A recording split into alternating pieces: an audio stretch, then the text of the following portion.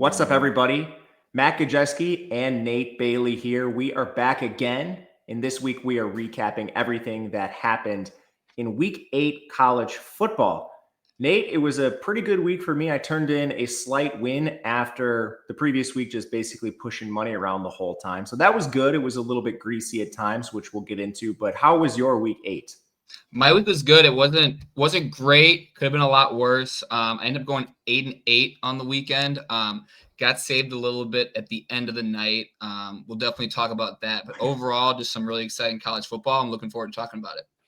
Yeah, to be clear, I went 10-12. So I was not anything crazy above 500 either. Just booked a small win, which was great after the push last week. But yeah, a lot of exciting action. It was a fun day. There were a lot of competitive games, especially in the SEC. As we get into the graphics here, I almost think, do we need a second SEC graphic? Or maybe we just combine it with some of the other conferences, because I don't know. At times, the ACC, the Big 12, they don't necessarily pull their weight. But should we just get right into it, start with the SEC? Yeah, let's go for it. All right, we'll dive right into the SEC. So, again, just to quickly, if you're new to the show, we are going through all the major games in this conference. For the SEC, we'll definitely touch on the ones that aren't on the screen. Obviously, like Texas had a big game, so we'll touch on that. But just to briefly walk you through the columns, we have the score at the top. It's in descending order for each team. The win percentage, this is post-game win expectancy. So what happened on the field and what should the outcome have been based on those plays, not the actual outcome, the chance they had to win based on the plays. Yards per play, just how many you gained each play, yards per pass, yards per rush, and then how many turnovers, and we'll discuss some nuances. But that leads us probably to, I think, the best game of the day in the SEC, at least coming into the day, which was LSU versus Vanderbilt. Vanderbilt booked a cover in this game, 31-24. It was a little bit hectic at times, but I think Vanderbilt's mistakes were honestly a little bit self-inflicted more than anything else. LSU had a lot of trouble moving the ball again in this contest, and Vanderbilt did some really weird stuff. Like on one of their possessions, they kicked the ball out of bounds and it just barely went out of bounds. So, LSU starts at the 35. They took a 4th and 1 sack, and that was Pavia's 5th sack of the year. And it was a really weird play call. Vanderbilt, one of the best rushing attacks in the SEC, decides to drop back and pass on a 4th and 1. They also had a bomb that was missed to Trey Richardson that would have sealed the game.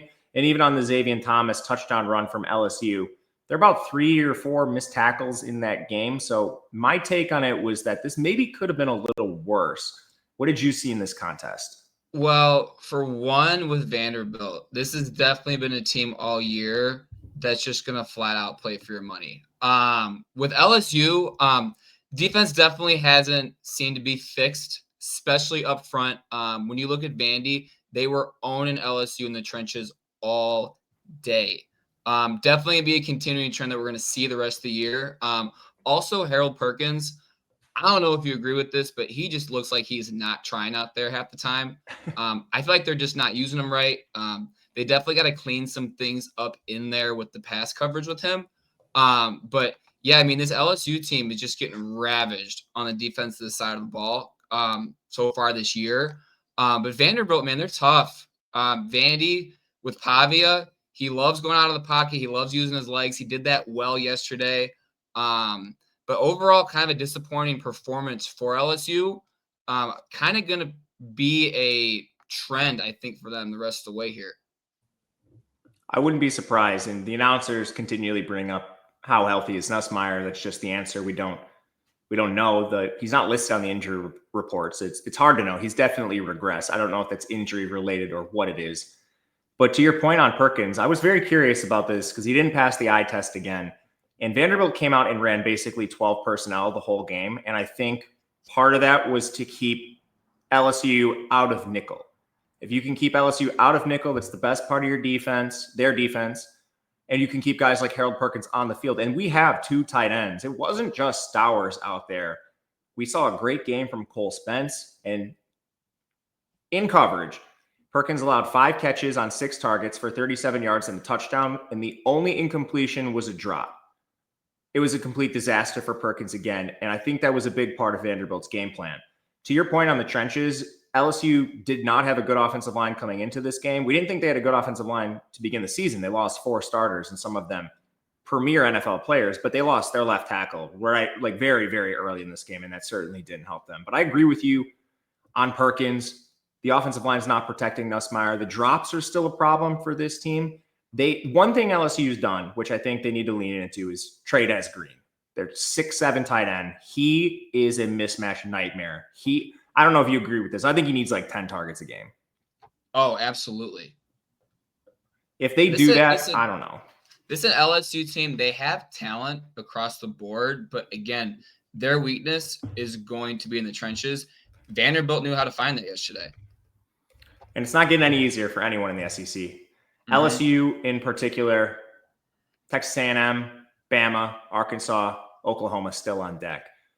Our second game, we have Ole Miss in Georgia. Pure shootout, 35-43. The post-game win expectancy is 71% in favor of Georgia. I mean, both teams moved the ball at will in this game. Really what it came down to is Georgia, they scored on every single drive except the final drive of the game, which they're salting away the remaining time. Ole Miss, they scored on every single drive until the fourth quarter, and honestly, that's what decided the game. You have a possession that stalls, and Georgia doesn't, and that's really all there was to it. Defense, weakness for both teams in this game. Georgia, we knew that. They had cracks across the board. They have some elite players like KJ Bolden, and I'm even optimistic that players like Everett will be awesome with time.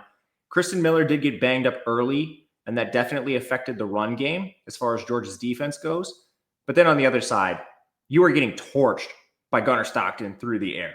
This Ole Miss defense, 9.3 yards per pass attempt. So all I really have is it's a pure shootout. And if you're going to get in track meets with Georgia, their offense is a little better than I thought. Certainly. The thing with Georgia, they're definitely a come from behind team this year. That's been a trend the past few weeks here.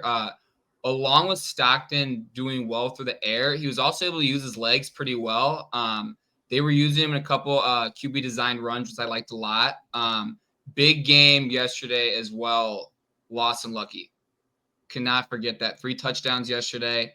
I was incredibly impressed with how Georgia came out second half. I definitely think that these slow starts eventually are going to come back to bite them. But they've been able to bounce back after these slow starts. And definitely, like you were saying, this offense is a lot better than I thought. A lot better. And they had a full cast on their offensive line for, I think, the first time all season. Monroe Freeling went down for a little bit in this game, but I'd have to go back and look, but I'm pretty sure they didn't have all their starters for week 1. I think this was the first game they had everybody, which benefited them certainly. But another weird thing on the Lawson Lucky point, they lost Colby Young right away in this game. He had like 15 snaps and then he fractured his ankle. Instead of putting out another receiver, Georgia basically went to 12 personnel exclusively. They had Delp play 65 snaps. Lucky played 49. And Delp also exited this game for a part of it. So for them to be, this was almost 40 to 50%, 12 personnel for this team on 84 snaps. Part of it playing from ahead, but I mean, they can do things with their personnel packages and be so multiple depending on who they're facing. If guys like Lucky are going to step up and actually give them something in the past game. So I think that was a good shout out. I don't have a lot on Ole Miss. I think they're just an awesome team. Their defense is going to limit them if other teams can score with them. And that's about all. I thought Chambliss played pretty well. He didn't have a bad game by any standards. Yeah, I thought Chambliss had a good game. I think the thing with Georgia, with their defense, they got to still limit some of those big plays. There was that massive pass to Stribling to start the second half. I mean, if you're a team that's coming from behind, you have to be able to start limiting those big plays. I think these are definitely 2 teams that we will see later in the year. I'm talking probably closer to the playoff. Yeah, overall, just a fun shootout.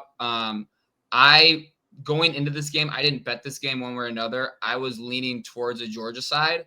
But just overall fun game in the SEC, middle of the day. I keep forgetting to mention my bets. I did not have anything in this game. I did take Vandy, so that was one of the wins I booked as well. But that was a science game, and I think we learned a lot about both teams. Missouri-Auburn, this is a game, we took some bad beats. I feel very fortunate that we came out with a cover on this one. 26% post-game win expectancy. The score was 23-17. Auburn missed 3 field goals in this game, including 1 in overtime. Missouri missed 1 themselves. You had Drink running on the field as if they won. But there were a lot of errors for both teams. Missouri, they didn't have a lot of penalties in the game, but the penalties they did have were extremely costly. Multiple personal fouls. and unsportsmanlike conducts. Auburn threw an interception at their own 29. Missouri got a field goal off that. Missouri threw an interception on the Auburn 17 going into score. So it was and for all those turnovers Missouri had, Auburn scored 0 points on them. Honestly, the game, I think, was kind of close because Auburn was able to land a couple deep shots to Cam Coleman, and he dropped one too. And Missouri, just an uncharacteristic, slow offensive performance. The bag might be out on them. This is 2 weeks in a row. They've now struggled to run the ball. And if you're going to force the ball into Pribula's hands and have him win the game for you, I'm not sure they can live this way. Now, the schedule is easy, but before we get there, what did you see in this game? Yeah, really fun game at the end of the night here. I actually bet Missouri on the money line, so that was definitely a sweat with that there. But yeah, not a great game for Bo. Not been a great past couple games for Bo, especially in clutch situations. So, I definitely think with Missouri, I think they're still a good team. They got a tough road the rest of the way forward here, especially with Vanderbilt coming up next week. But I definitely wasn't super impressed with that offense for the most part yesterday. But what I will say, when they needed it, their defense came up clutch, man. Zion Young, absolute monster fourth quarter and overtime. I definitely think if this Missouri team wants to make a run this year, they got to lean on that defense the rest of the way forward. Yeah, he had one of the best sound bites during the coin toss. If you haven't seen it, that was watch awesome. him. I saw that. That was great. Damon Wilson had a good game too, the Georgia transfer opposite him. A couple of injuries. Connor Liu, the center, did go down for Auburn in this game. Jalen Catalon, he played half the snaps or so, which was a surprise. I didn't see him. I had eyes on this game. I didn't see him go down, so I'm just not really sure what happened there.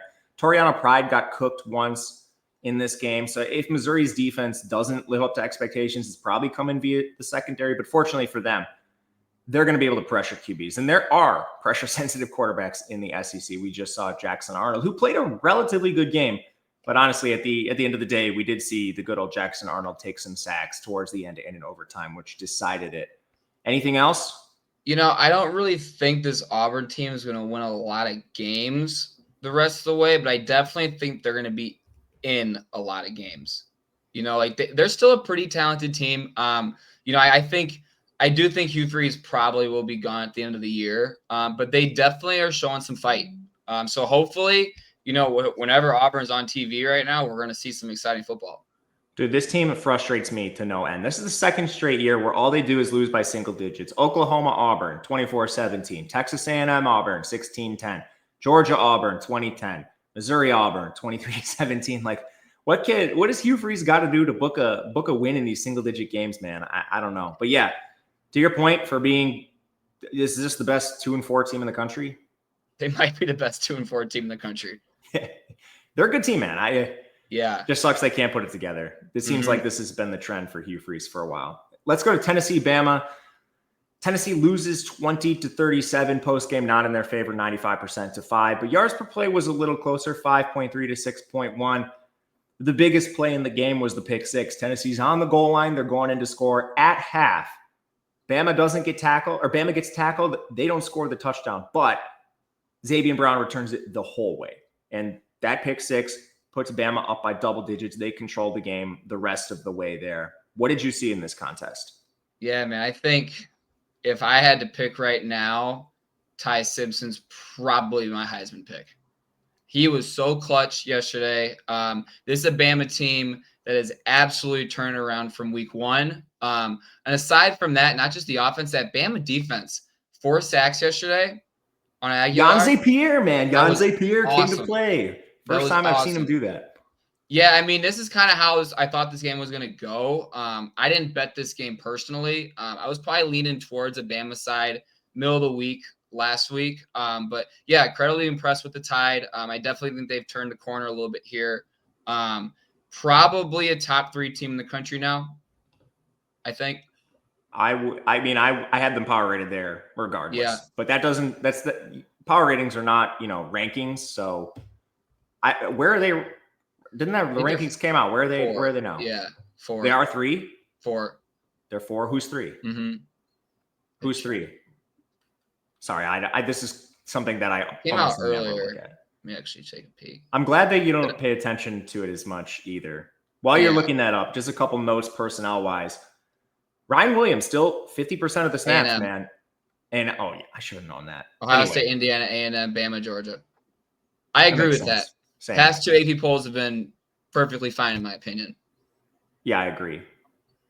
The personnel, Ryan Williams, 50% of the snaps.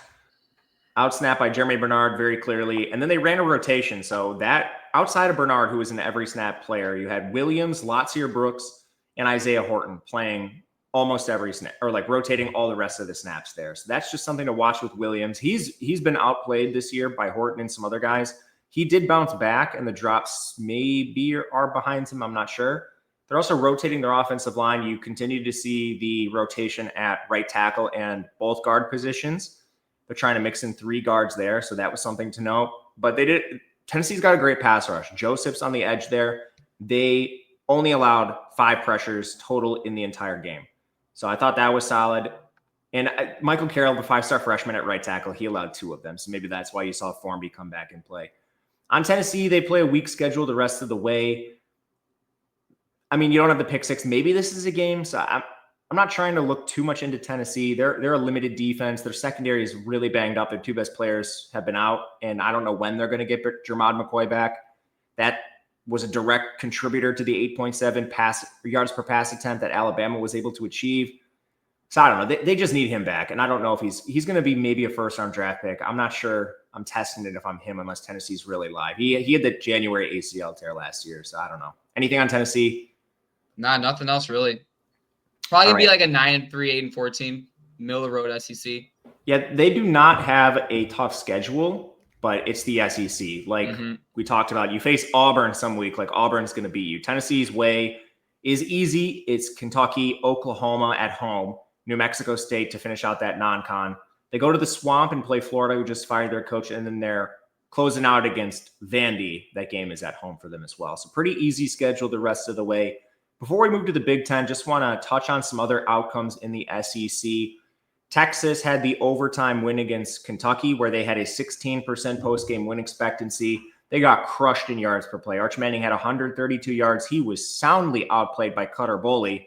People might think Cutter Boley is a scrub, but he's a 4-star. And at this point, I'm sort of just thinking ranking services gave Arch Manning the 5-star name boost more than anything else. But Kentucky lost that game with a turnover on down at the Texas 16, and then they threw an interception at their own 42 as well as missed a field goal. Kentucky had every chance to win that game, and that's evidenced with the 84% post game. Oklahoma slaughtered South Carolina. Not really a ton for me there. And then Mississippi State and Florida, that game came down to 2 points, 21-23 at the end. Florida had a 77% post-game win expectancy, but that was a turnover-riddled game, pretty ugly back and forth. Anything on the rest of the SEC you want to highlight? For Texas, a new SEC team, I don't think you're truly initiating the SEC until you grind out a win in Lexington on a Saturday night. I would argue you're not an SEC greasy, team until man. you so lose greasy, to but you know what? That's the kind of game you got to just grind out and get it done. Yeah, Arch Manning was not great once again last night. But, again, the SEC is surviving in advance. So, you go into Lexington Saturday night, probably looking past it, looking ahead the next couple of weeks here. But, yeah, they got it done. Florida, Napier, like you were saying, Napier's out. Got a dub there, but you know what? I mean, Florida has not been anything special at all this year so far. Another team that's probably going to fight here and there, but I can't see them winning more than a game or 2 the rest of the way, maybe. I agree. To Arch's defense, because I'm critical of other quarterbacks that are in the same situation. So to be fair, his offensive line is atrocious, man. Yeah, they didn't have Stroh in this game, and they allowed 18 quarterback pressures against Kentucky, who has a relatively good defense. They are not the team that should be generating a pressure on nearly 40% of your dropbacks. So that just can't happen. But that's the situation. And Texas, they stood on business, man. They didn't take any transfers. They lost 4 starters coming into the year. They trusted their development, and these kids are young. Maybe someday they will be good players, but they are not right now. And they're getting pressured by the Kentucky Wildcats. It is not going to be easier for Texas. Kentucky, I don't really have anything on. They're kind of like Auburn, but a little bit worse. They're probably going to beat a team they shouldn't, and that's about it. Oklahoma, South Carolina. Is South Carolina dead? Yeah. Oh, yeah. He took 6 sacks, man. Same thing. Pressured on over 40% of his dropbacks. They were down a couple starters in the offensive line. That unit's just bad. It's just bad. His receivers dropped too many passes. They had some internal problems. They've been suspending players. It's just a disaster. Still to this day, I don't know how Nick Harbor is not the best receiver in the country. I mean, he's maybe the fastest. He's certainly the fastest.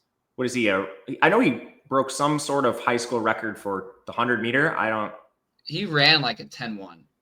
Yeah, he's not good at football, which is, I mean, South Carolina loves these guys. They go from Leggett to Nick Harbor. It's just a mess there. They don't have any run game. Their line's terrible. Dylan Stewart did get banged up in this game. They lost their only good defensive player. Mississippi State, I kind of like this team. I wish they didn't have so many turnovers in this contest. Shapen took 4 sacks. That's a weakness for him. This offensive line has actually been decent. They don't have a high pressure rate, but the problem is when they do allow pressure, Shapen has a very high pressure to sack ratio. And one of the turnovers that they generated at Florida interception, they fumbled it right back on the Florida 15-yard line. They missed a field goal in this game. They could have won if they had made that. It was an ugly game. So anything on Mississippi State, Florida? I actually think Mississippi State early candidate for overachiever of the year. I think Levy's done a great job. I like Shapen. I do think they've done a great job there. They're a fun team. They're not just getting blown out of the stadium every week this year. They're actually pretty good against the spread last year, but I mean, they're playing much more competitive football. I think they've absolutely overachieved this year. Levy's going to get someone at quarterback. Oh, for sure. The offense is Shapen's not bad either. He's not terrible. No. All right, so we'll do a quick recap of where we stand in conference standings, what to expect from the playoff for each of these conferences. The SEC, I think, is bringing 4, especially after the Big Ten embarrassed itself after, everyone in the country said they were the best conference in football. To comment on that quickly, I think they have the best team and maybe best 2 teams in football. I don't know if that's close, but I will not hear arguments that Wisconsin, Maryland belong with Vanderbilt, Mississippi State, and Kentucky. Will not hear it. Top to bottom, SEC remains the best conference. They have Texas A&M undefeated, 7-0, 4-0 in conference. They're leading the way. Bama is undefeated in conference. Only the Florida State loss. Those 2 control their own destiny right now. Georgia comes in at 4-1 in conference. They played an extra conference game because they're saving the Georgia Tech rivalry as they always do. Ole Miss is 3-1, and then we have a couple of teams at 2-1. Texas, Missouri, Oklahoma, Vanderbilt. A lot of game left to be played. What do you think about this conference in terms of playoffs? Any long shots you like or teams you think have a really good chance to make it? Well, I certainly think it's going to be a 4-bid playoff from the SEC. I mean, if you look at it now, so you have A&M undefeated in conference. You have Bama also undefeated. Then you have Georgia, Ole Miss, both with 1 loss.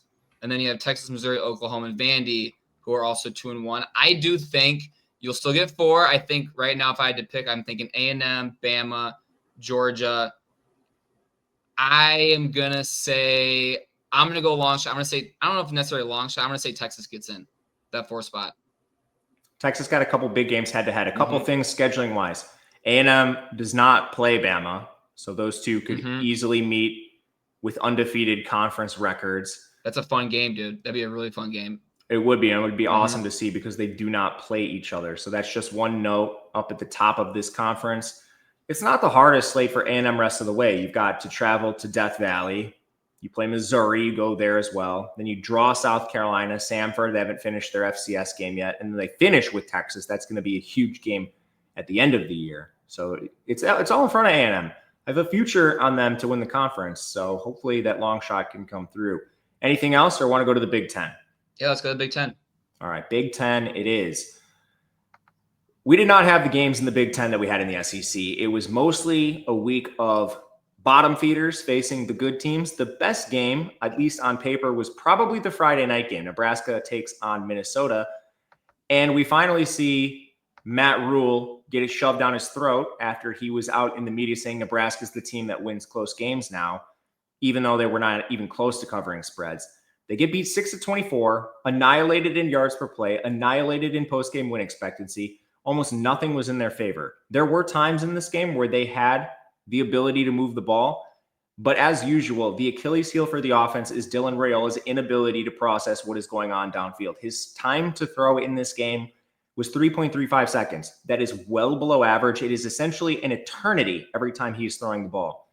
So the offensive line is not allowing an astronomical pressure rate. They're actually about average. But his pressure to sack ratio was 47.5% in this game. Whenever he had pressure, there was a 50% chance he was taking a sack, which is extremely high. The only nuance with the offensive line is Elijah Pritchett was a complete moron, and he got a targeting in the first half. There was a defender just laying on the ground, and he decided he was going to launch himself like a torpedo into a defenseless player. So he got ejected, which wasn't good. But yeah, man, I mean, everything in the game came down to Raiola taking 9 sacks. Well, you know what's crazy about Nebraska? They probably have the easiest schedule in the Big Ten. I don't have it off the top of my head, but I do remember coming into the year that this was a favorable schedule. It's such a favorable schedule. This is a team that people were picking for the playoff purely based on their schedule. Purely based on their schedule. And the Matt Rule nonsense narratives, but Matt Rule year 3 every time, right? Every time. Yeah, I mean, the pocket presence of Raiola has been concerning. But not only that, they just got dominated in all phases Friday night. Minnesota, I mean, I will say they look pretty good. Drake Lindsey's been improving week after week. I know everyone was pretty high on him at the beginning of the year. I was kind of neutral with it. But yeah, Minnesota defense looked great. Taking sacks for Raiola. Yeah, I think overall just concerning situation for them going forward. Minnesota crushed them in the trenches. Minnesota allowed 3 QB pressures the entire game. 3. Nebraska could not generate any pressure. That was a concern for them coming into the season after White left for Florida State and took a lot of guys with him. A lot of transfers on this defensive line, and they've not lived up to expectation when it counts. Other games they should have lost include Cincinnati, where they had a post-game win expectancy below 50%. It's pretty tough for this team out there. Minnesota's a limited offense as well. There's not really a strong defense for what Nebraska put on the field. Minnesota's going to try to run the ball down your throat and take some shots occasionally. Their defense helped them a lot. Coy Parrish is a baller. Smith is a baller on the edge. I thought this Minnesota team was better than what they did against Cal and some other games. But yeah, I'm not a Nebraska buyer. The rest of the way for them, Northwestern at home, which is not an easy game. Northwestern's better than people think. USC, UCLA, or revitalized UCLA. Penn State, who knows? And they play your Hawkeyes.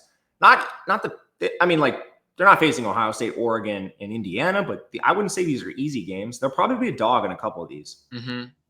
I will say, for what Minnesota's been this year, Darius Taylor is fun to watch. Love that guy. Problem with him is health, and now he's healthy. Mm-hmm. Let's talk your Iowa Hawkeyes get a win over Penn State. Honestly, I'll let you talk about this game for the most part. I'll just say that I think this should have been wider. Honestly. I watched this game start to finish right here. I won't lie. This game should have been 38-7, man. 38. This was such an Iowa ending to the first half with Kirk trying to kick that 66-yard field goal there, and it's getting blocked. So it immediately turns into a sweat going the rest of the way forward there. But, in all seriousness, this defense is what wins the Hawks games. That fourth quarter, 4th down call to get out of that series was incredible. Phil Parker, just non-biased. I think he's the best coordinator in the entire country.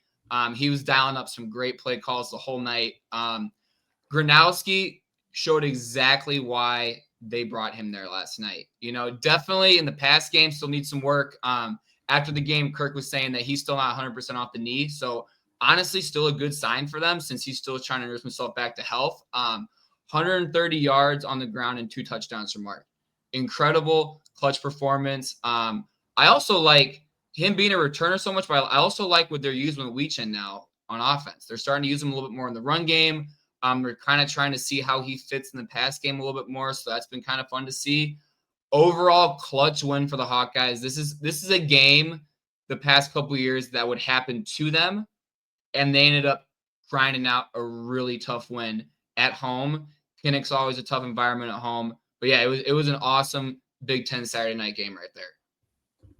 Yeah, on top of the blocked field goal, first interception was in their own territory, deep in their own territory, and it was a tip pass. So not really Gronowski's fault, in my opinion. No. His receiver let that ball into his chest on a slant, and it got tipped into the air. He has no business doing that. Gronowski, I agree with you on the health. He just doesn't look healthy from the eye test. I don't know if it was they completely fooled the Penn State defense. It was like a boot or something where he was running down the left sideline, and I thought he was gone, man. Like I thought he was going to score. Should have scored. And he was so slow, he got caught. You see him out there limping at times too. But that was his entire game is predicated on what he can do on the ground. So that is going to be a key for them moving forward. If they can keep him healthy, they have the best offensive line in the Big Ten, maybe. This is an awesome Big Ten offensive line. They're going to be able to run the ball on just about anyone not named Ohio State. And then if I think Jennings Dunker is probably a top 10 pick. Jennings Dunker's having an awesome I've seen him in a couple season. mock drafts, top 10. And to be clear for everyone, I'm not an Iowa fan, but they have a great offense. They win in the trenches. Their trench warfare on both sides is amazing. And to your point on Weechin, they need to get him more involved.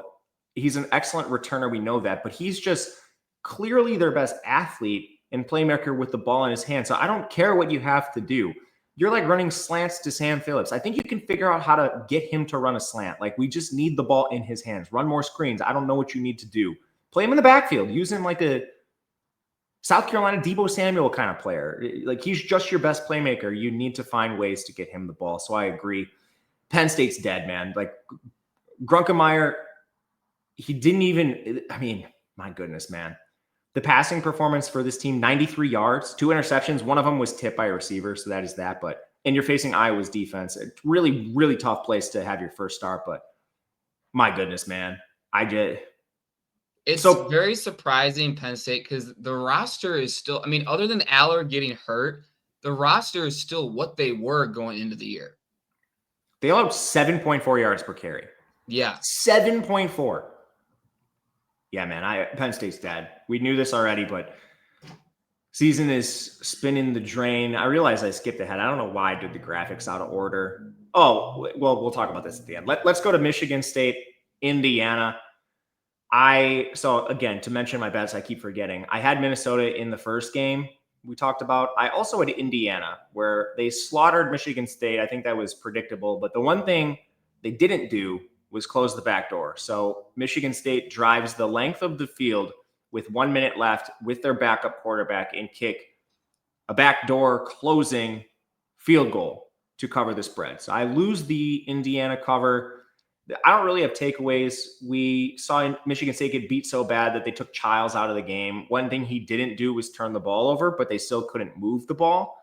Indiana's on a war path, man. This team averaged almost 12 yards every time they threw a pass, almost 5 yards per carry every time they rushed the ball. Michigan State is not a legitimate opponent, but this team continues to impress.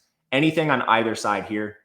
I'm in the same boat as you, man. I also had Indiana against the spread in this game, and we did get backdoored pretty bad in this one. But no, I mean, other than that, Indiana, I think I'm actually sold on them now. I really wasn't too high on them going into the year. I thought they were going to be a big-time regression. But, yeah, Mendoza looks awesome. He was pretty much perfect yesterday. 11.9 yards per pass. That's pretty impressive. That's pretty impressive. Signetti definitely got these guys ready to go, not just today, but this entire year. I'm definitely sold on Indiana. Michigan State's just bad. They just are, I mean, Childs he's had a rough go of things. I know they just kind of took him out at the end because they were just getting smoked. But yeah, I'm really impressed with them. I definitely think they deserve to be number 2 now. Childs is another guy that doesn't really have the offensive line working in his favor. He does have Nick Marsh, but it's just not enough, man. It's not enough. Mm-hmm. This is a game where he wasn't under pressure a lot either. So it kind of a vanilla game plan, but I don't know. Jonathan Smith, where do you think he stands? He's safe still. You think so? I'm not certain, but I think so. I think his seat's warm. I don't think it's hot yet. He just doesn't have enough around him, man. Like yeah. Michigan State historically, I mean, too, they've had good years. I mean, you're typically an 8-4, 7-5 team, though. Michigan State. I mean, like their previous regime, I think they missed the bowl game twice. Yeah, it was. I'd have to look that up. Yeah.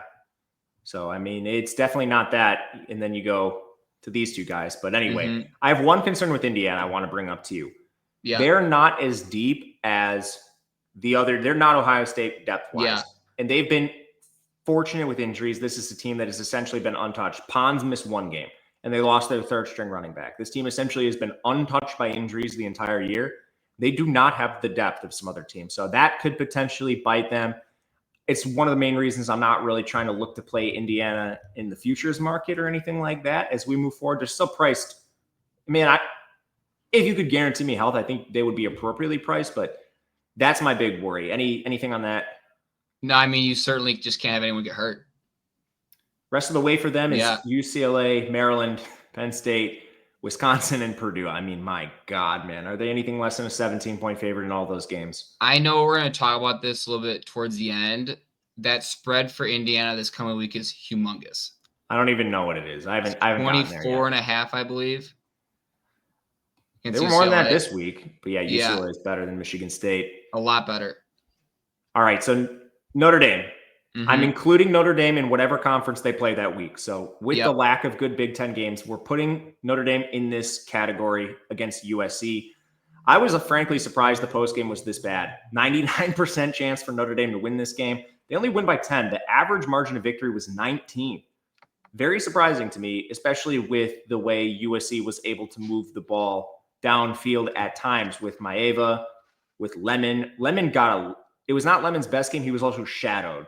So that was a tough spot. It was Lane that beat them, which I think for a USC team, having those secondary options, Lake McCree, is very important. The problem was they got let down by their defense again. They gave up over 200 yards rushing on the ground.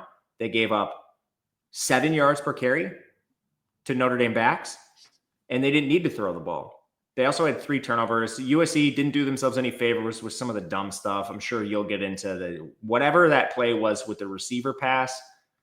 But it was we're seeing too much of that. I get there's a time and a place for those this year. We are seeing way too much of that this year.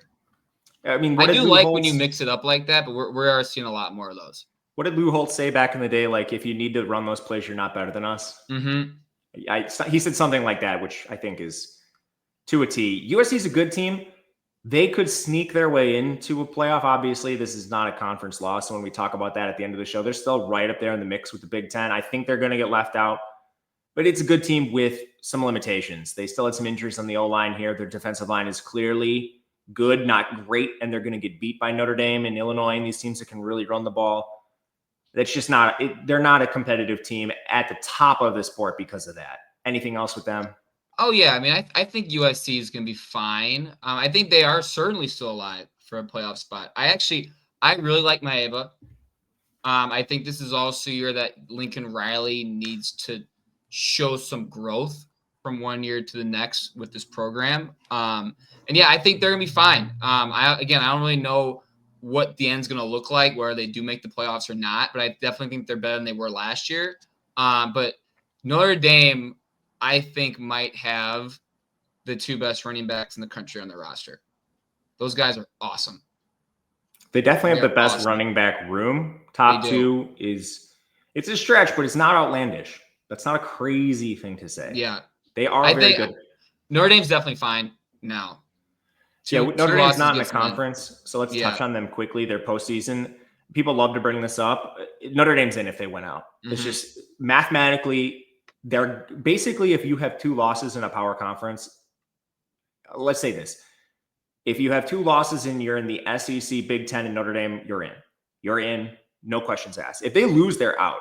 I don't think they have any path at 10 wins because that would imply they're taking a bad loss. Their schedule is very easy the rest of the way.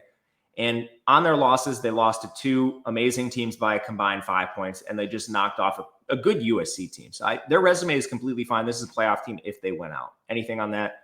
Oh, yeah, I completely agree. I know people will love to talk about this because it's Notre Dame. There's just no question to me. Mm-hmm. The rest of the Big Ten was really sleepy. Purdue got shut out against Northwestern. I had nothing in that game. UCLA, Maryland, that was a game I dedicated to science. It was a 3-point game, but UCLA had a 91% post-game win expectancy. It didn't seem that close, but USC had some turnovers and nonsense. Washington, Michigan, this is now the second game where we've seen Washington step up in competition. They played Ohio State, and now they played Michigan. They've been held to single digits in both games. The offensive line is just crap, man. And they were down their 2 best players. They lost their backup left tackle in this game, Maximus McCree. He's awful, so I don't think it matters. But, I mean, Washington, until they get healthier, they're going to be a team that's very difficult. Michigan just clearly limited. But when they can play that way, score first couple touchdowns and run the ball right down your throat, they're going to win games. They're just limited. If it's the opposite and they're the team down, they're not going to be able to score on you. And last one for me, I had Oregon and Rutgers over. Rutgers looked, their defense exactly what we thought. Horrible, but my goodness, they could not even score on Oregon. Just a second-class Big Ten team. What'd you see in the rest of this conference? Yeah, I was also on Oregon Rutgers over at over 16.5. Huge game for Kenyon Sadiq, 2 touchdowns, using him well. Good showing for the Ducks coming off that Indiana loss, I think. Also, Michigan, touching on them real quick, I had that game. I had the over in that one. Tough game for Damon Williams, 3 picks, but again, his offensive line's been horrible. So you kind of got to give the guy just a little bit of a break there as well. They've just been hurt, man. Really hurt. Mm-hmm. I had USC. If you had a 10.5, it was out there. Another reason, shop your lines, get the best number you can. If you had your 10.5s, you covered. I did not have that. So congratulations. I did not and lost. I also had the over in Washington, Michigan. I just got to learn my lesson on these Big Ten overs. They're not great unless it's Rutgers playing. Mm-hmm. As far as the conference goes, pretty straightforward. Indiana and Ohio State control their own destiny, and I think they're pretty clear favorites to play in the Big Ten championship. Ohio State has some tough opponents left, but they're going to be a clear favorite in all their games. Indiana has a very easy schedule. We touched on it. UCLA, Maryland, Penn State, Wisconsin, and Purdue. If one of those teams goes down by chance, waiting in the wings is still Oregon, a strong favorite to make the playoff. And it almost benefits them to some degree not having to play in the Big Ten championship, hypothetically, and not taking another L. And then sitting at 3-1 in conference, or just with one conference loss, Northwestern, USC, Iowa, Michigan, Minnesota, UCLA. I tend to be in the camp. This conference is getting 4. So that opens the door for another team in addition to Indiana, Ohio State, and Oregon if chalk holds. Any favorites coming out of the Northwestern, USC, Iowa, Michigan, Minnesota, UCLA tier? How crazy is it that UCLA has one conference loss? I definitely think so USC is interesting because they very well could still run the table the rest of the way. But I am looking at the Hawkeyes here, and you have games still against Oregon, USC, Nebraska, Michigan State, Minnesota. I mean, if they go into some of those games and win purely with the trenches, they could be live for a spot. I mean, they've got 2 losses now. Yeah. It's not going to be easy. As you mentioned, some of those games are more challenging than others. But, yeah, man, I mean, some of these teams are not dead just because of they're going to have opportunities, and the conference is still wide open behind these teams. But that is assuming they get 4 in. I would take 4 from the SEC over the Big Ten, and that kind of brings us to our next conference. We don't need anyone in the Big 12 or ACC playing spoiler.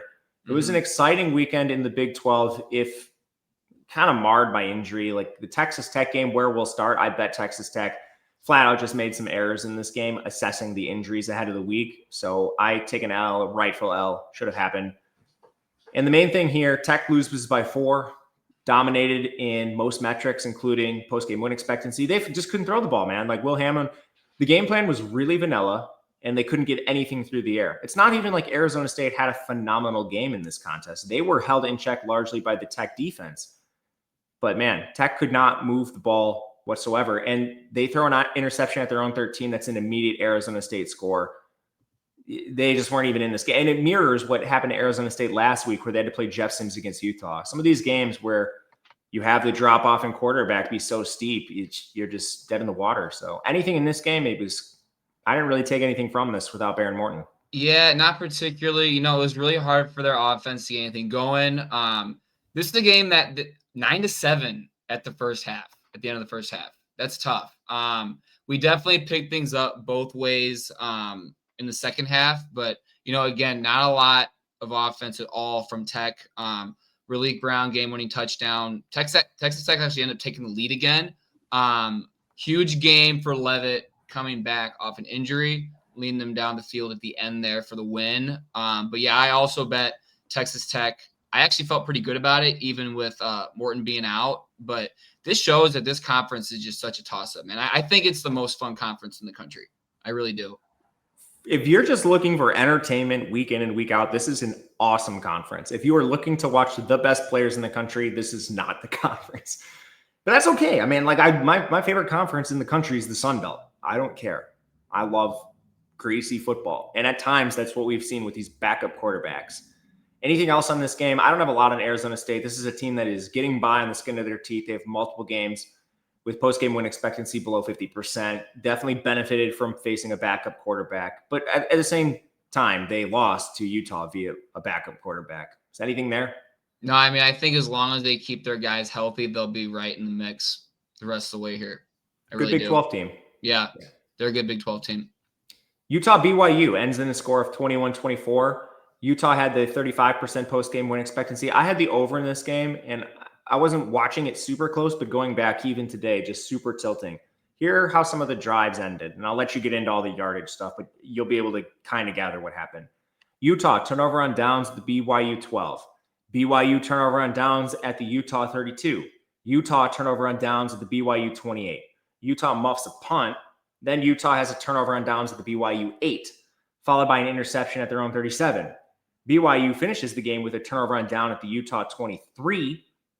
How many drives into enemy territory, including multiple red zone possessions, ended scoreless in this game? You got to finish. You got to finish games. You got to finish drives, so you have to. They didn't even get field goals, man. Mm-hmm. We're talking just turnover on down, turnover on down, turnover on down. This was tilting. And it still came in kind of close to the over. This was hanging in the upper 40s. Yeah, at 49. And the game finished at 45 with all that nonsense. You took the time to go back and look at the yardage, 470 to 368. Yeah. Unbelievable. Utah outgained them by 100 yards, dude. 100 yards. Also, this was another one of those games, really slow start. This is a 10-7 BYU lead entering the fourth quarter. So we definitely saw some fireworks at the end of the game. Typical erratic Big 12 finish here. This should have been 60 to 55. I don't know. That's an exaggeration, but I'm comfortable taking my L's. Many of them I should have taken, including Texas Tech. This is one that kind of eats at me after the fact. But anything else here? I guess we got to talk BYU postseason at some point. This team is undefeated, 7-0. I'm holding an under 8.5 win total that closed at 6.5. You can't really argue that they're in the driver's seat right now in the Big 12. Which is crazy because maybe this is me being biased. I just don't think they're very good. No, I don't think they're very good. And kind of touch on this game also with Utah. They've kind of turned into my no bet list the past couple of years. Like I get really high in the beginning of the year, then halfway through the year, I'm like, I just can't bet this team anymore. Starting to kind of look that way. I don't know about you. I am not really sold on Dampier anymore. I'm kind of the anti G5 transfer guy. So, I mean, he's limited. They don't have a lot of pass catchers either to really help him. I think he's fine. I just don't know if he's a real difference maker. But yeah, I'm with you there. The rest of the conference was pretty sleepy. Cincinnati dominated OK State. It kind of took some late game heroics to get there, like a pick six from Matt McDoom, the Coastal Carolina transfer. Shout out Coastal, but not really in doubt. Yards were very heavily in their favor. Post game, 100%. Arizona Houston is kind of the game we should talk about. Houston, it's a fun game. Houston's really looking nice. They're already bowl eligible. They are sitting at the top of the conference, or at least towards it. Like they're in the driver's seat to potentially do something, which is another team where I'm just like, this team's not that good. They can't throw the ball with Wegman. In that contest, Arizona had a 56% post-game win expectancy, so they very well should have won, but they had a turnover on down at the Houston 31, and they missed a field goal. There wasn't really much else. It was not a mistake-filled game. Houston is just somehow able to run Wegman into the ground. He's been hurt this year already, so they're still able to do this with him coming back and grind out wins. Anything on this game? No, it was just a fun Big 12 game here. Nothing particularly stood out for me. Nice game-winning field goal here for Houston. Touching on Wegman a little bit here, yeah, they definitely are using him a lot with his legs. And honestly, the way they're playing with that, I'm okay as long as they can keep him healthy. But yeah, nothing else really specific. Just overall good game. Keeps Houston alive, I guess, for whatever. I mean, this conference is insane, dude. Anything can really happen the rest of the way here. I'll say this: if you're taking long shots, this is probably your conference. There wasn't too much. Go ahead. It is funny. I do have a Utah future, which I actually felt good about at the beginning of the year. But I mean, for all we know, that could still be alive. Absolutely. Yeah. Nothing too crazy the rest of the way. Baylor TCU played a gnarly shootout that was actually never really in doubt. TCU had a 99% post-game win expectancy. I bet West Virginia UCF on the UCF side, also never really in doubt. So that was one we got correct. Mm-hmm. And as far as this conference goes, BYU sit in the driver's seat 4-0. The other team is Cincinnati, 4-0, which is incredible that we are here with BYU, Cincinnati as the two teams. Arizona State 3-1, Tech 3-1, Houston 3-1. Those are the teams that are breathing down their neck.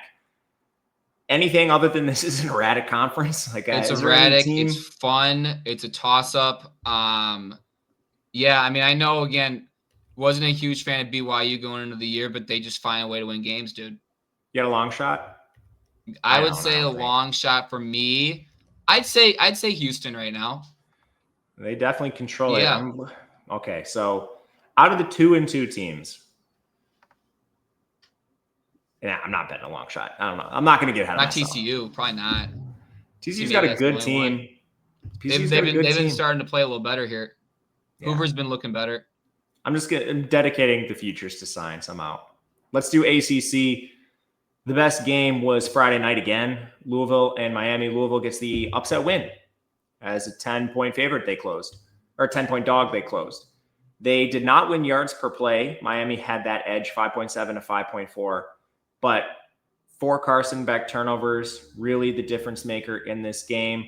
And Louisville had an excellent game plan. You can't come out and fault them for what they decided to do. Brom knew his offensive line was at a severe disadvantage, I should say, against that Miami defensive line.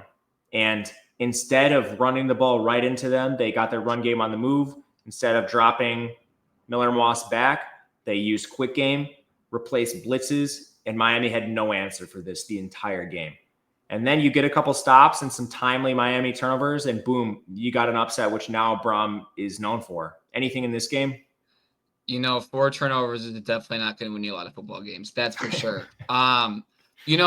ACC Friday night dogs are so much fun. I actually personally didn't bet a single side in this game. But yeah, it seems like the past couple years, the theme has been ACC Friday nights, that favorite.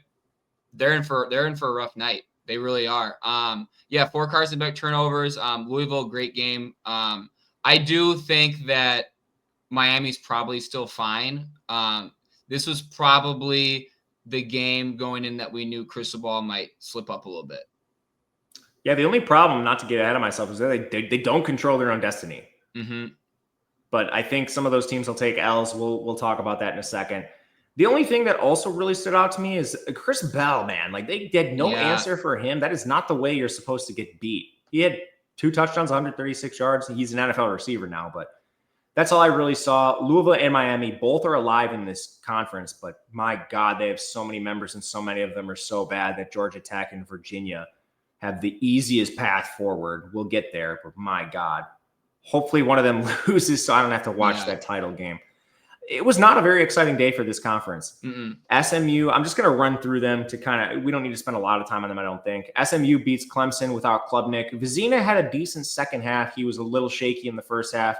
They had multiple O-linemen go down in that game. They didn't have Lee, and Stadler went down in the contest, so they couldn't run the ball. This is a team that was below 3 yards per carry again. I didn't watch Florida State Stanford. I fell asleep, so I'm going to lean on you for that one. All I saw was Castellanos get murdered, and then his backup came in. They had a lot of yardage advantage I saw in the box score, but you watched that one. And then they did. I stayed up for the end of this. It was fun. I know you would have bet in it, so I get it, but my God, that is psycho behavior. I did bet Stanford plus 18.5, so I was happy with the outcome. Yeah, Castellanos got smoked running down the middle of the field there towards the end. It was ruled targeting. It was objectively the exact definition of targeting. Like, it was the most targeting I think I've seen all year. You run that weird ending in this game though too. Florida State stopped at the goal line. It felt like, with it being so late, it felt like they took 45 minutes to review this. I personally thought he was in. Ruled short. Stanford gets the W. This is a much better team than what we saw the first couple weeks of the year. So I definitely think Andrew Luck and that whole program over there are starting to do some good things. But yeah, Florida State, man, they're just broken. One question on Stanford, because I didn't watch this game. Elijah Brown had a lot of snaps. What did Gulbranson get hurt, or did they platoon QBs? What was the deal with the Stanford QB situation? They just played multiple guys. I didn't hear any injuries. I didn't see any injuries, but they did go back and forth a little bit. So Elijah Brown, for some background, he's a 4-star sophomore. This is not some no-name kid. He's comes from some sort of pedigree at least. So that I thought they needed to start him in week 1 to maximize their ceiling. So maybe we could get a ceiling from Stanford as much as Stanford can have a ceiling. The last game that really interested me was Georgia Tech and Duke. I didn't bet it, but Georgia Tech gets a greasy win against Duke, who just can knock out of their own way. This is the 3rd loss they've taken like this. To speak on that, fumbled at the 1-yard line, which wasn't actually a fumble. It was a botched handoff. Georgia Tech returns it for a 95-yard touchdown. Duke botched a field goal. Duke missed another field goal. Duke just cannot get out of their own way. Duke moved the ball just fine in this contest, and they were not dead until these turnovers and nonsense just added up. Anything here? No, I mean, that definitely that field goal and that fumble there at the end there was definitely tough. Yeah, nothing really stuck out particularly. I didn't bet a side in this game. I don't love Georgia Tech. I definitely think Duke's a pretty good team. But I don't particularly love either one. I mean, I like Haynes King. I've been a Haynes King fan for a while. But yeah, kind of like you said, nothing else really on this one.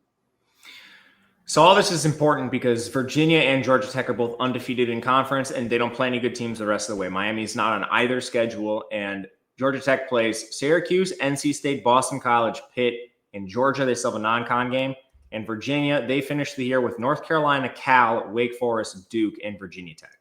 So I don't know what this Cartoon Network conference is doing scheduling-wise, but this is what – I mean – both these teams are going to be favored in a majority of the games that they play remaining this year. So there is a world where Miami's boxed out.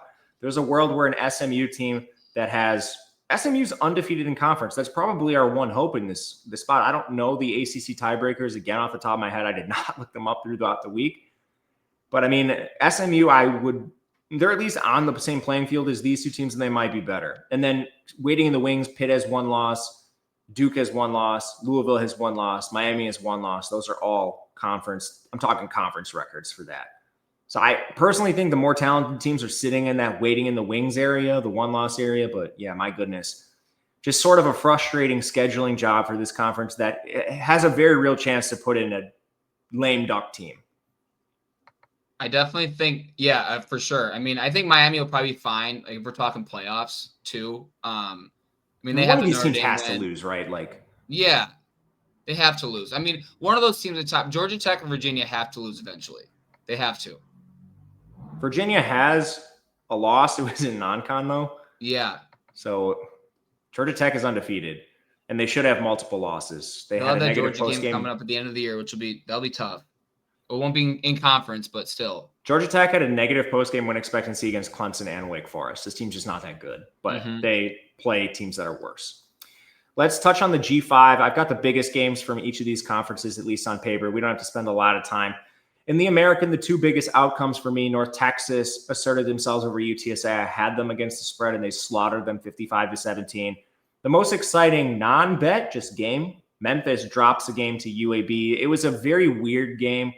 UAB fired their coach last week, started their backup QB, Ryder Burton, and he played reasonably well. But Brendan Lewis, the stud for Memphis, got hurt in the game as well. So it was backup QB on backup QB, and UAB ends up with a win and a 72% post-game win expectancy there. Anything in the American, and feel free to just open this up to conference standings, games I didn't mention that you bet, whatever you want with the American. I did bet North Texas, UTSA. I bet the over in that game. That was fun. What's up? That came through, right? Oh yeah, it definitely came through. I believe it was 65.5. I think I got it at. Yeah, it was an arena game. Yeah, so it was definitely high, but North Texas overs have been they've been a little profitable this year for sure. The team does not play a lick of defense, but they are so fun to watch. So fun to watch. The only other American games I had, weekday Tulsa, that covered barely, Mm-hmm. but that's about it. As far as I had weekday Tulsa. Yep. That was the a sweat. standings, Navy's undefeated in conference and overall, 6-0, 4-0. USF is probably going to be the representative here. They're 6-1, 3-0 in conference. Tulane is also 6-1, 3-0 in conference. They did not have an exciting game on paper, but it turned into an exciting game that finished on a, I don't know, tip pass drill touchdown for Shaz Preston at the end of the game, which was pretty cool. But yeah, that's kind of where we sit. Memphis now falls to 2-1. They're just kind of behind the 8 ball a little bit now that they took a conference loss. What do you think about this team moving forward, or this conference moving forward? It's gonna be tight. It's gonna be definitely down to the wire here. I mean, I think I like South Florida the best so far. They've impressed me the most. Love Byron Brown. Love what they're doing there.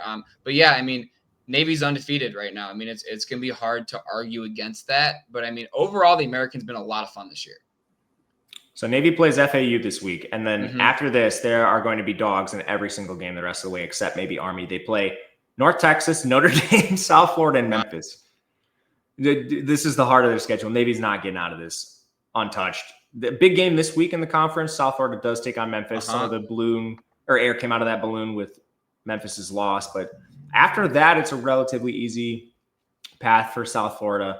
I'm not anything on Tulane. Nothing really right now, no. Tulane, rest of the way, has UTSA, Memphis, FAU, Temple, and Charlotte. Pretty easy for them. Let's move forward to the Sun Belt. Biggest game was ODU JMU, and that game was awesome to start. It was like 90-yard touchdown after 90-yard touchdown, but JMU ends up pulling away. JMU averaged 12 yards per pass attempt. ODU was not far behind at 10, but same thing that happens in every ODU game. They're bit by turnovers. This team has more turnovers than any other team in the country. I did not bet it. The game I did bet was Southern Miss. They got a cover over Louisiana, 22-10. Only real note I had in that game, Walker Howard returned. Now, they started Lunch Winfield, and he played most of the game. But Walker Howard, the crown jewel of their transfer class, former 4-star, he got hurt in week 1, and he's back now? I don't know.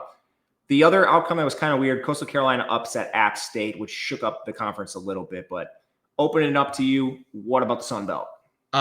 Bet Southern Miss -3. I also thought that JMU ODU game, even though JMU ended up blowing them out of the water, that was a really fun game to watch. ODU was a lot of fun. Barnett, 295 and 2 touchdowns through the air.